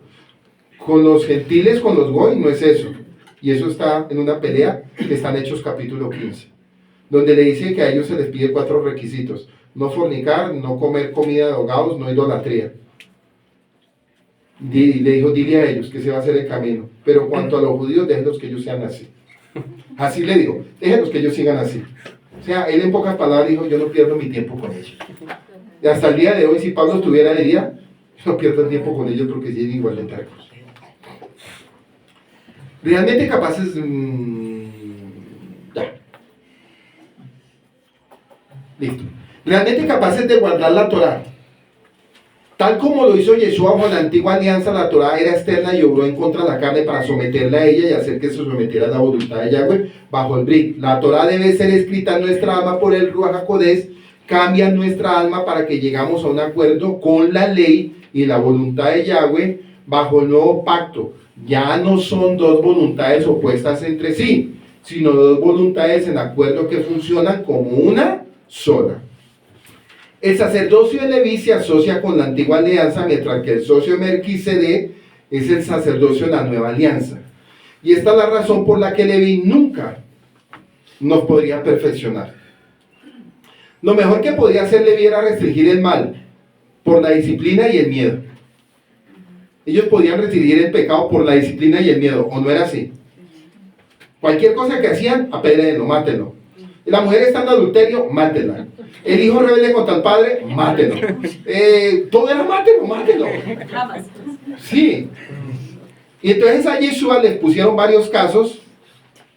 ¿Y él qué hacía? Cuando la mujer adúltera, ¿qué dijo? Lo llevaron los peluchín, pero qué casualidad que la llevaron a ella y al otro lo dejaron en la cama. No. O sea, le montaron algo como para, bueno, miren, la cogimos ahí en adulterio. Pero venga, ¿y dónde está con el que adulteró? Se nos voló, se puso la ropa y salió corriendo por la ventana. No. Entonces le dijo a ellos, quien esté libre de pecado, a los levitas les dijo, a ustedes levitas, porque ellos estaban ahí. A ustedes levitas, le está hablando en Melquisedec, quien esté libre de pecado, según ustedes, que tire la primera piedra, porque ellos están acostumbrados a darle a todo el mundo. Y llega Jesús y los coge esta vez a ellos, a todos junticos. ¿Qué hicieron cada uno? Botó la piedra y le dijo, mujer, levántate, vete y no peques más. Tus pecados te son perdonados. Le estaba diciendo a Israel, ya basta de adulterar. Levántate y no peques más, Israel. Eso no era la mujer, era Israel el que le estaba diciendo. Porque Israel representa esa mujer adúltera. Y eso éramos nosotros cuando estábamos en las religiones y en el paganismo. Bueno. Entonces todo antes era por miedo. Por eso es que la gente, mire, cuando la gente nos escucha a nosotros como pueblo de Israel, dicen es que ellos son judíos, pero yo quiero explicar bien este punto. Para todos, porque no faltará el que de pronto está aquí, pero nosotros no somos judíos. Somos descendientes de la casa de Efraín, del pueblo de Israel. Yeshua dijo, yo no vengo sino por las ovejas perdidas de la casa de Israel. Entonces lo que está diciendo Yeshua es, yo tengo misericordia con la casa de Israel. Entonces cuando la gente a usted le dice, no es que nosotros somos del pueblo de Israel, ustedes son judíos, espere, no somos judíos, es que ustedes guardan mandamientos y son estrictos, espere, toca empezar a aplicar porque es que ya nos están recibiendo con piedras de una vez, entonces uno dice, baje la piedra un momento, y si no queda conforme, apedréeme. Si no queda contento después de lo que lo va a predicar, ahí sí hágalo. Entonces, porque ya hoy en día la religión anda con piedra en mano. ¿Cuál fue el texto de esta mañana? Bisim fe pashen. La paz, prepárate para la guerra. Si quieres la paz, prepárate para la guerra. Porque es que salvar un alma, acuérdense que la lucha no es contra sangre ni carne, sino contra huestes y principados. Entonces, para salvar un alma tiene que haber una guerra.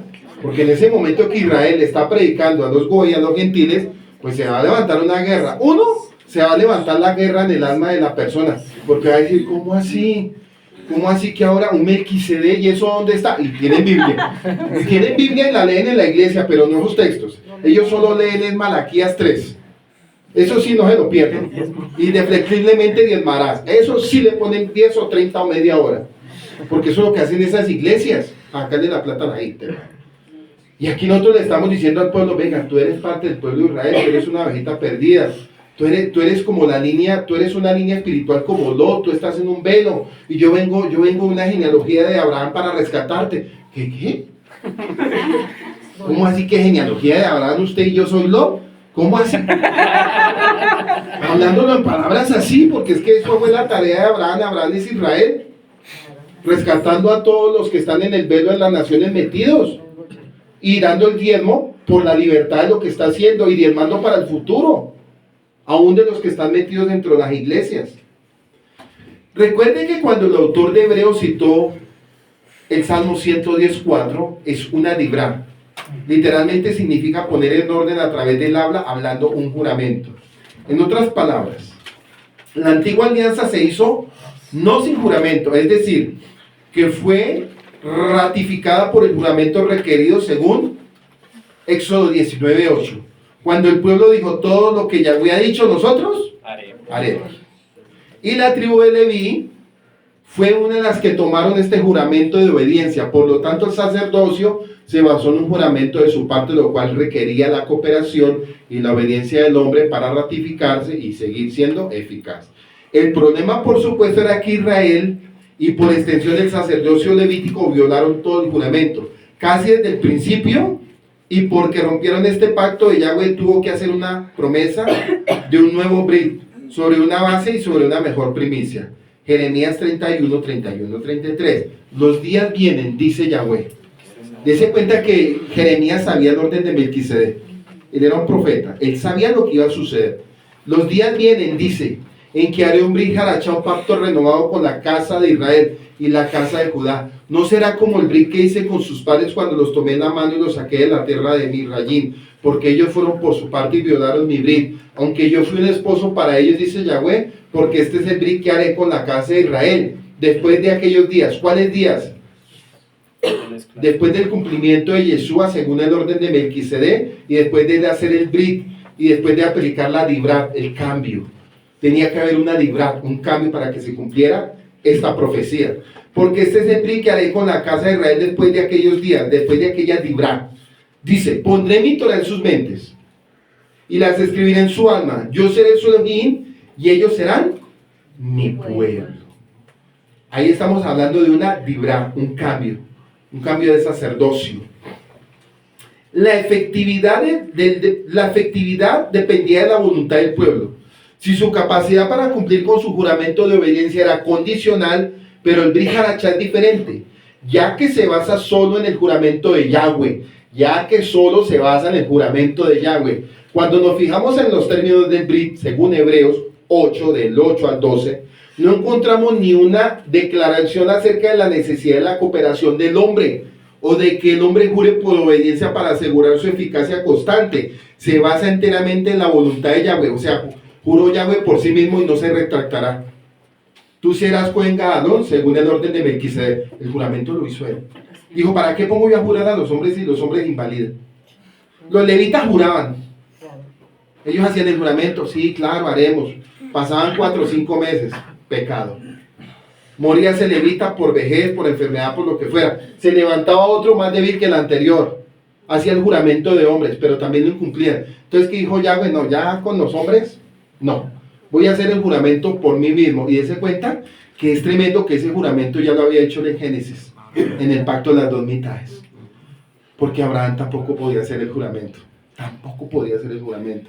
Entonces, ¿qué hizo en el pacto de las 2 mitades? Pasó Yeshua por él, el Melquisedec pasó por el medio. Y dice que cuando esa visión, cuando le muestra al pueblo de Israel que sería esclavizado 400 años, que en esos 400 años se empieza a cumplir una profecía de Génesis 3:15, donde dice que la serpiente heriría en el calcañar a la mujer, a Israel. Y yo decía esta mañana que el primer golpe en el calcañar, en el talón, fue cuando el pueblo de Israel cayó como esclavo en Egipto. Ese fue el primer golpe que le dio en el talón. Entonces, con la salida del pueblo de Egipto, sacado por la mano de Yahweh, es golpeado el enemigo en la cabeza. Entonces vamos a ver un recorrido y un suceso de mucho tiempo profético en base a Génesis 3:15 para que se cumpliera la simiente, porque tenía que guardarse una simiente según el orden de Melquisedec, que eso era un misterio que se iba moviendo a través de los hombres hasta que llegara la genealogía de Yeshua. Por eso decía, sin genealogía. Sí, entonces miramos a miramos a Moisés, miramos a Josué, miramos a Sem, miramos a Noé, Pero venga, no dice nada en cuanto a la genealogía en la Biblia, según el orden de Melquisedec, porque el Padre lo traía oculto para la final decir, vea, esto es.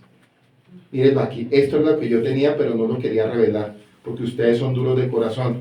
Y donde hubieran sabido eso, hubieran matado a esos hombres que venían según el orden de Melquisedec, porque al enemigo, ni aún el enemigo sabía, ¿saben?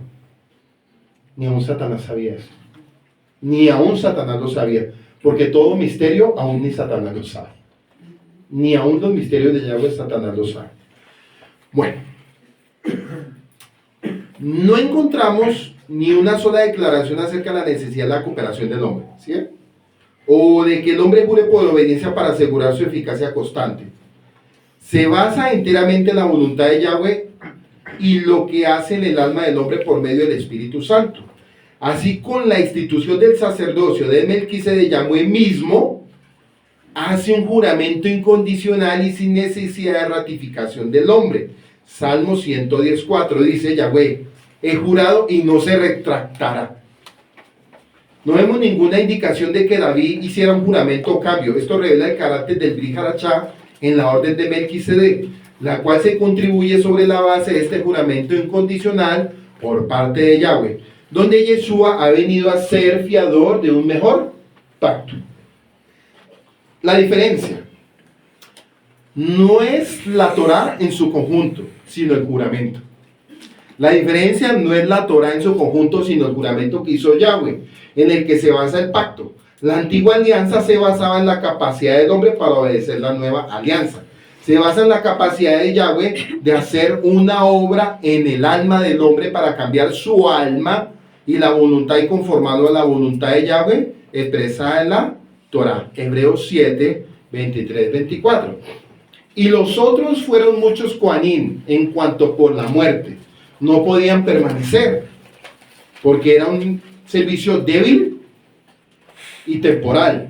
Mas este, por cuanto él es inmortal, tiene un sacerdocio ¿qué?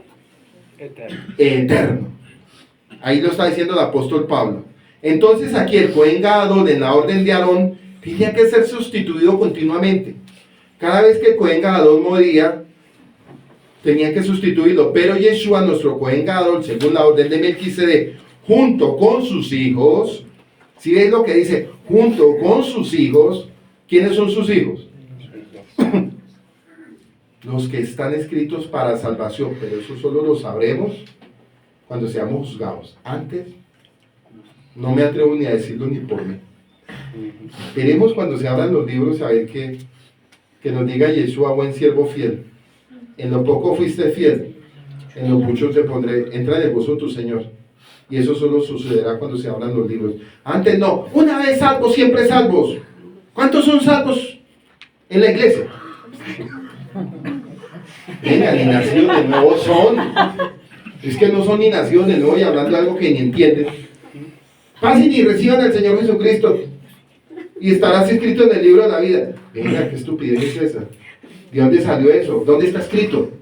Eso no existe.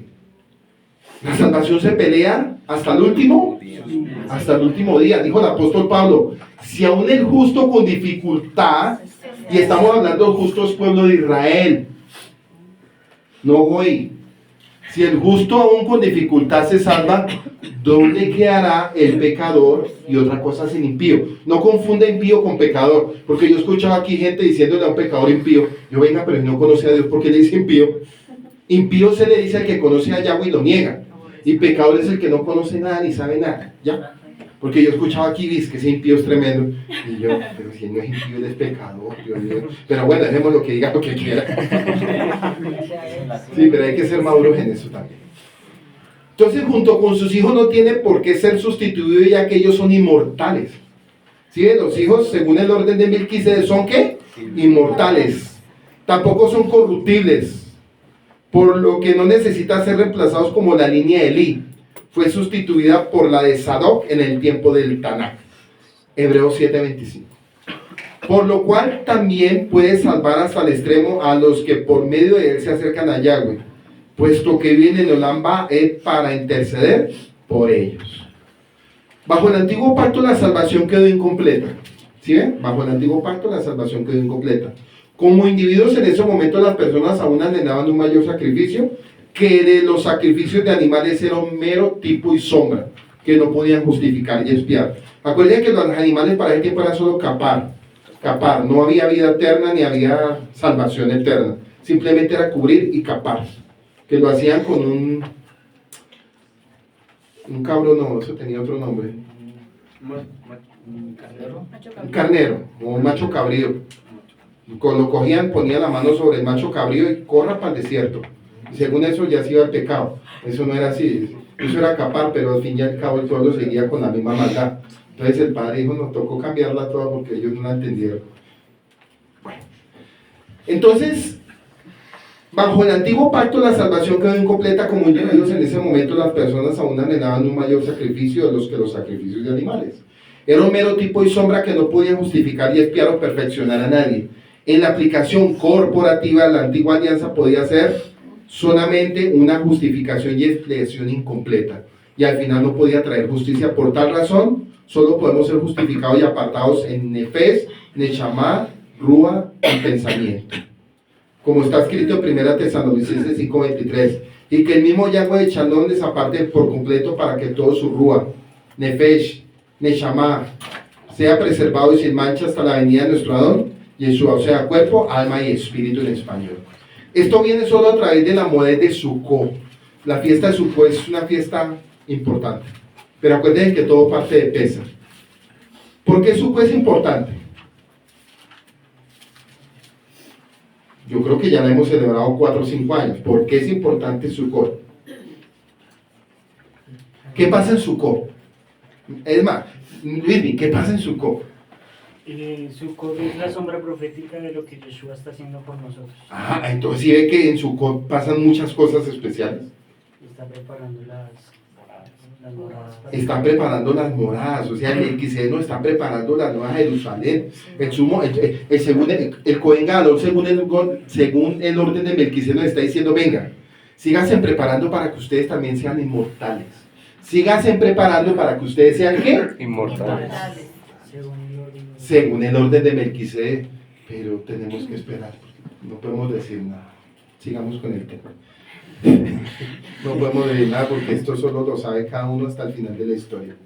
Pero sí, peleemos por ahora. Seguir peleando, o sea, sin santidad nadie podrá ver al Señor. Sí, porque ¿qué tal yo diciendo, tranquilos, todos ya estamos salvos, todos estamos montados en el arca Noé? No, súbame, esa arca se puede hundir, no.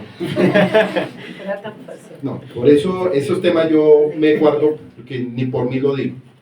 Bueno, esto viene solo a través de la modé de Sukkot, y esto solo puede venir a través de un nuevo orden de sacerdocio que es inmortal y perfecto. Yeshua, nuestro Cohen Gadol, en la orden de Melquisedec, siempre vive para interceder por nosotros desde su posición en los cielos delante del trono de Yahweh. Hebreos 7, 26, 28. Porque convenía que tuviéramos tal Cohen Gadol, que es Kadosh, inocente, inmaculado, apartado de los pecadores y exaltado más allá de los cielos, que no necesita como los otros sacerdotes ofrecer sacrificio primero por sus propios pecados y después por los pecados del pueblo, porque éste lo hizo una vez y para siempre cuando se ofreció a sí mismo. Porque la Torá designa como Kohanim Gedolim a hombres débiles, pero la palabra del juramento que vino después de la Torá designa el Hijo hecho perfecto, Leolam Baed, o sea, para el futuro, para la vida eterna. Seguimos. Entonces nuestro Cohen Gadol era perfecto y sin mácula, sin necesidad de hacer sacrificios por sí mismo. Antes de interceder por el pueblo, también por él mismo se convirtió en el sacrificio perfecto, del cual todos los animales no eran más que un tipo imperfecto. Y no hay más necesidad de sacrificios. El sacrificio perfecto, una vez y por todas, y no necesita ser repetido. Así como Yeshua no necesita volver a morir, por la misma razón no hay necesidad de hacer más sacrificios de animales. Y esto me recuerda mucho a un texto de Hebreos 10, donde dice que hay de aquel que viola la ley de Moisés y el que pisotee la sangre del Mesías según el orden de Melquisedec, no le queda más sino una horrenda expectación de juicio y ardor. Entonces démonos cuenta que ya tenemos la verdad, como ya fuimos iluminados, ya morimos a nuestro viejo hombre, ya nuestra alma fue restaurada, no nos queda nada más y no queda más sacrificio por ofrecer del Mesías. Por eso al Mesías no lo podemos crucificar 2 veces como hace la religión. La religión lo clava cada 8 días, ¿sí sabían ustedes? Pase al frente y vuelva y ore. Pase al frente y si usted pecó, pase al frente que el Señor tiene misericordia. Pues ahí se vuelven un poco de corrompidos, violando la Torá y pisoteando la sangre del Mesías. Entonces démonos cuenta que ni ellos entienden lo que hablan tampoco. Ellos no saben lo que están diciendo. Bueno, entonces seguimos. Dice que no necesita volver a morir por la misma razón, no hay necesidad de más sacrificios de animales. La Torá dada a Moisés, nombrada Cohen Gadol, a hombres débiles, pero el Cohen Gadol, según el orden de Melquisedec, es un hijo perfecto y designado por un juramento divino. Hebreos 10, 9, 14. Léemelo, Samuelito, por favor. Dice, y diciendo luego, he aquí vengo, oh Elohim, para hacer tu voluntad. Quita lo primero para establecerlo esto último. ¿Cómo así? ¿Qué quita qué? Lo primero para establecer esto último. ¿Qué fue lo primero que quitó según lo que hemos aprendido? Los sacrificios. El sacerdocio levítico y los sacrificios. En ningún momento Yeshua abolió los mandamientos como dice la religión. Yeshua en Mateo 5:17 dice estas palabras textuales: yo no vine a abolir la Torá, sino a hacer una dibra, a poner un orden. Ese es el texto original, a poner un orden. ¿Cuál orden? Léalo ahora sí. Y diciendo luego, he aquí que vengo, oh Elohim, para hacer tu voluntad. Quita lo primero para establecer esto último. Dibra se llama eso. En esta voluntad somos santificados mediante la ofrenda del cuerpo de Yeshua, hecha una vez y para siempre. Y ciertamente todo sacerdote está día tras día ministrando y ofreciendo muchas veces los mismos sacrificios que nunca pueden quitar los pecados. Pero el Mashiach, habiendo ofrecido una vez para siempre un solo sacrificio por los pecados, se ha sentado a la diestra de Elohim. De ahí en adelante esperando hasta que sus enemigos sean puestos por estrado de sus pies. ¿Cuáles enemigos? Todos los que van en contra de la voluntad. Todos los que van en contra de la voluntad de Yahweh. ¿Listo? Bueno. Seguramente al dejar el sistema de todas las religiones, sin acepción paganas, muchos se habrán sentido engañados. Y habrán sentido que te ahogas, por tanto buscabas algo tangible donde aferrarte, agarrarte. ¿Qué hace la gente hoy en día? Bueno, donde hablen de Dios yo estoy ahí. No, un momento, eso no es así. No, pues donde vendan pollo ahí me meto yo. A cualquier asadero tampoco, no. ¿Cierto? Lo mismo pasa en las cosas de Dios. O sea, Satanás utilizó las religiones desde un comienzo de toda la historia. Yo pienso que las religiones empezaron a salir después de Constantino, después del año 325.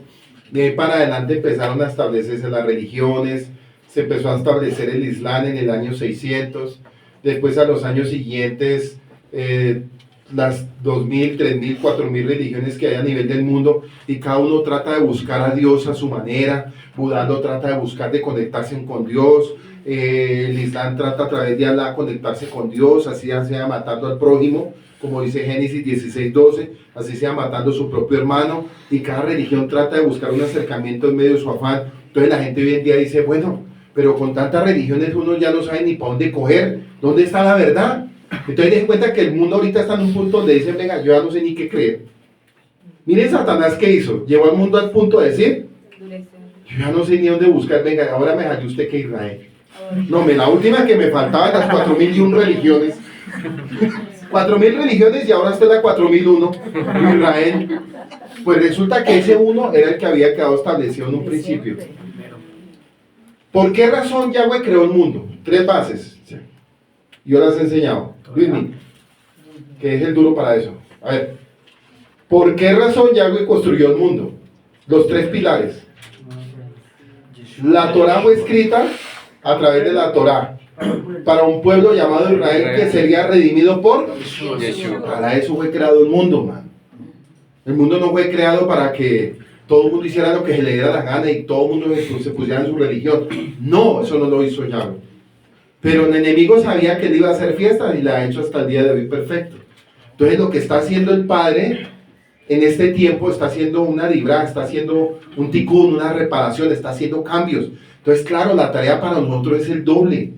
Claro, es más difícil predicar a Israel a los gentiles que los gentiles a los gentiles. Es más fácil decirle a alguien del mundo, ven y recibe tu milagro. Pues yo voy y recibo mi milagro. Más difícil es decir, venga, somos parte del pueblo de Israel y queremos enseñarte que tú eres Efraín. Tú estás con el velo, tú estás perdido. Pero ¿cómo así perdido si yo llevo 45 años en la fe y soy líder de líderes? Pero venga, ¿cuántas veces has leído la Biblia? Me la he leído desde Génesis hasta Apocalipsis.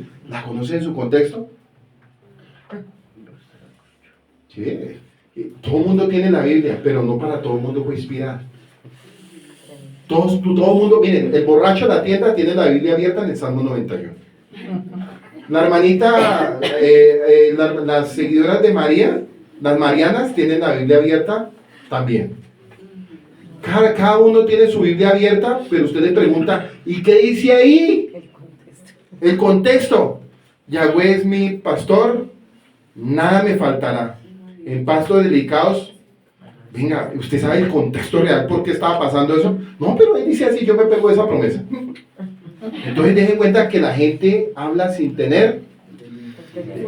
Exacto. Por eso en Lucas 24:45 dice Lucas, y nos abrió el entendimiento para que escudriñásemos las escrituras, para que a través de ellas pudiéramos entender. Y pudiéramos, Lucas 24:45. Y a través de ellas pudiéramos entender todo lo escrito por los profetas y Moisés. En Lucas 24:45, ahí fue donde se le abrió el entendimiento al pueblo, a los que andaban con el Mesías, porque antes ellos andaban con el Mesías, pero yo creo que al principio lo siguieron a él como por a ver con qué salía, ¿no? Sí, sí, eso es como cuando uno comienza a pastorear, pues vamos a ver si con ellos eso no. Sí, la palabra, sí, vamos a ver si ellos son o no son, sigámonos a ver. Pues algo así pasó con el Mesías, hermano. Entonces, es lo mismo. Entonces, claro, con el tiempo se dieron cuenta de que era el Mesías, a través de Lucas 24:45. Y a través de Lucas 24:45 es que ustedes están acá. Porque Dios les abrió el entendimiento, ¿sí, no? Cada uno hubiera seguido en su religión, los manantiales, los carismáticos, los avivamientos, piraquíes, Dios es amor, Espíritu Santo, católicos, su merced allá en Garagua ayudando al curita, y su merced recibiendo la ofrenda. Le daba sueño. Entonces, si cada uno hubiera quedado ahí, si el Padre nos sale al encuentro a través de su Hijo, todos nos hubiéramos perdido. Todos nos hubiéramos perdido, todos nos hubiéramos condenado. Pero mire Dios tan lindo que dijo, yo no quiero que ellos se pierdan. Yo no quiero que dijo Yeshua, yo tengo otro remanente ¿cómo es? Otras ovejas que Tengo otras ovejas que no están en este redil. A ellas tengo que ir a buscar. Pues ¿quiénes eran? Nosotros, hermano. Efraín esparcido. Miren, la Biblia es hermosa, ¿verdad? Que cuando uno entiende la Biblia desde su contexto hebreo, nadie lo puede uno engañar. Definitivamente no le puede meter los dedos a la boca. Ustedes que llevan tan poco tiempo, ¿cuánto llevan de entender las celdas antiguas? Año y medio. Imagínense, y hay gente que yo conozco en la restauración y tradiciones y ritos y todo llevan como 10 y no han entendido nada. Y uno pregunta por qué ustedes sí entendieron y por qué otra gente que lleva 10, 12 años, entre comillas, en las raíces hebreas no han entendido nada. Por él, uno por el alma y dos por las cabezas. Uno por el alma y las cabezas tienen mucho que ver en esto. Les decía yo esta mañana, donde está Miguel Ángel y Ingrid, es una batalla brava, porque es un pastor de 43 años, con no sé cuántas iglesias fundadas, ha viajado por muchos lugares del mundo. Él dice que no necesita porque él mismo se adoctrina, que el Espíritu Santo le habla, pero cuando ha hablado Ingrid y Miguel Ángel queda como cosa extraña, dice Efraín, y será cosa extraña, pues así queda ahí. Entonces dése cuenta que la tarea que está haciendo ahorita Miguel Ángel y Ingrid tiene que hacer un tikkun y una reparación. Y nosotros hablábamos con mi esposa porque decíamos por qué ellos dejaron el tiquete hasta el 3 de mayo, porque ellos ya están asustados, ellos se están dando cuenta que eso no es fácil ir allá y romper tradiciones y romper ligaduras, romper ataduras. Y decían ellos, Dios mío, y hasta el 3 de mayo nos toca aquí hacer el trabajo. Pues para eso están allá, háganle. Lo mínimo que les podrán decir es vayan de la casa.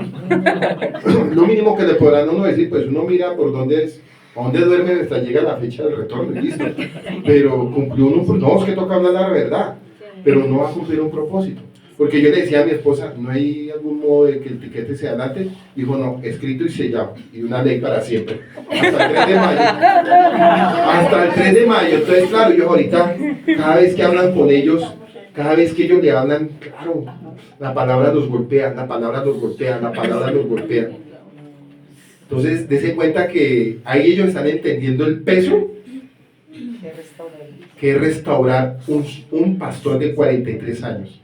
Que restaurar una familia que por muchos años, entre comillas, han escuchado un evangelio que a la final, muerto.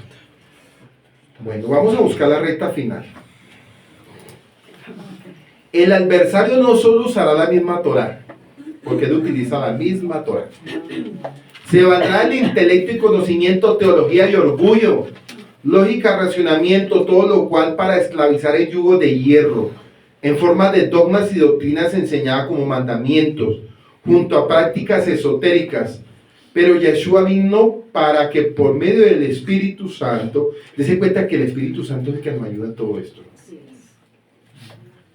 Fuésemos llamados a salir de todas esas religiones esclavizantes, dejando sus normas y doctrinas de hombres enseñadas como mandatos, para así empezar a actuar en la libertad de la Torá. Y hay un llamamiento y aún de romper los yugos de hierro. O sea, nosotros, ¿qué estamos haciendo en este tiempo? Lo más duro es romper yugo ¿de qué? De hierro. Eso es lo que estamos haciendo nosotros. Una cosa es romper barro, pero otra cosa es romper hierro. Sistemas de yugos de hierro, porque es que, ¿cómo así que parecieron estos? Vienen de Colombia, Soacha, vienen aquí a Guatemala, no, mejor dicho, y vienen diciéndonos que estamos mal. Hermano, está mal, ¿qué podemos hacer? Sentémonos a hablar, pastor, la Torah. Sentémonos a hablar, ¿qué quiere? Porque es que, según dice que este pastor le gusta mucho son las cartas paulinas.